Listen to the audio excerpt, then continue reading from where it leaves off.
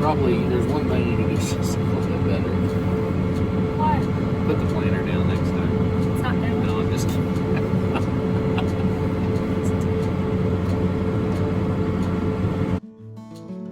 Hey there, welcome. I'm Kylie, a farmer, mother, and lucky enough to be married to my fourth generation farmer. Together, we raise corn, soybeans, hogs, and kids. Thanks for tuning in. Enjoy.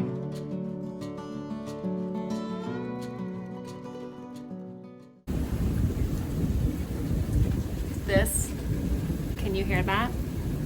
This is why we're not in the field. It rained 2.2 inches. We have a few hundred acres of corn to finish up, but the rain is definitely putting a halt to that. So we're praying for warmer, sunnier weather to get through this little wet snap that we're having. And when that happens, we're gonna be likely running corn and soybeans side by side. But right now, our seed dealer came down to break down some pro boxes and take them back with him to his shop. And so I'm gonna go check that out.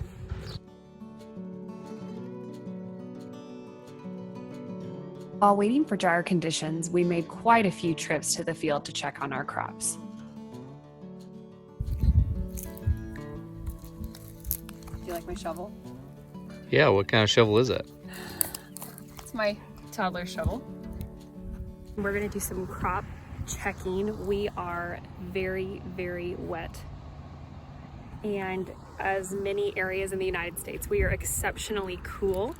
But our sales rep came out, our agronomist is on his way, and we are going to just see what we have so far. Again, a very unusual spring, kind of like last year.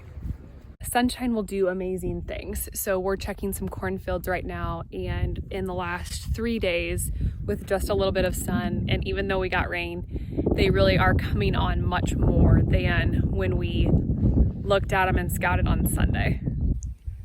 So it's been about 2 weeks since we saw you last, Nick, and it's been kind of worst case scenario here in Northeast Missouri. We've been cool and wet.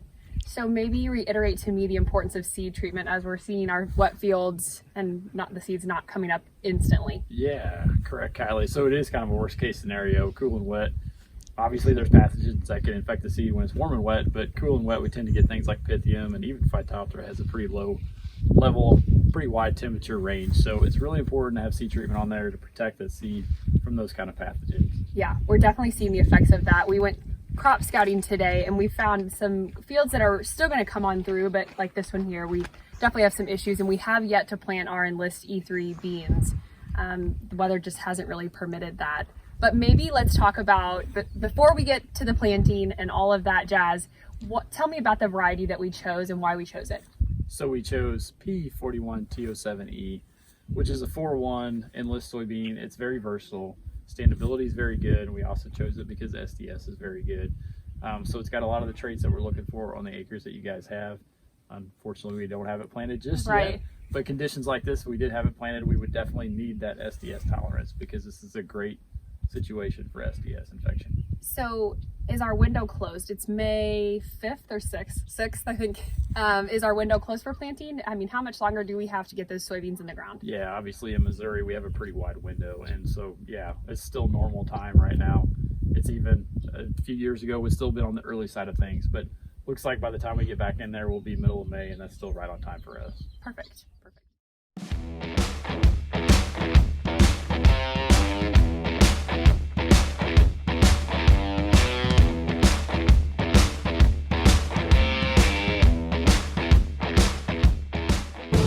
Are you ready to do this? Your first day on the job? Don't hit the steering. It is time to plant the E3, Enlist E3 soybeans. It's like I've waited for it for the last 2 months, and it's finally here.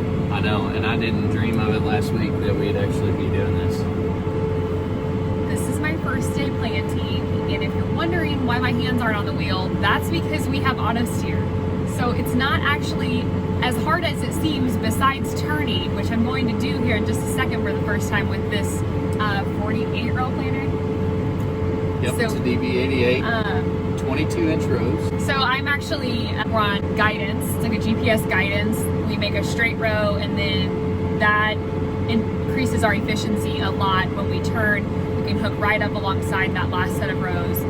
And it's actually really easy when you are going in a big open field like this one. So this Don't forget operator fatigue. I think we're planting our beans about 3/4 of an inch.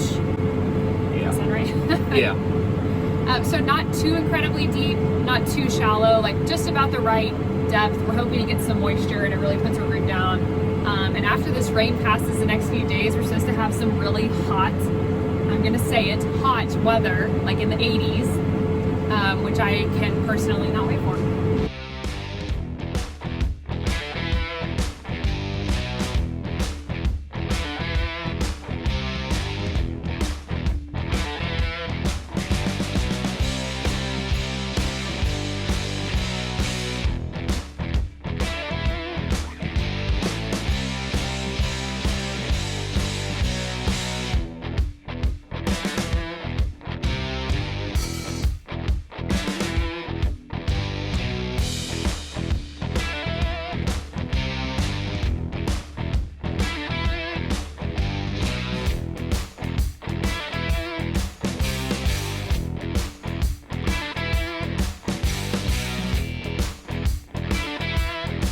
This episode brought to you by Pioneer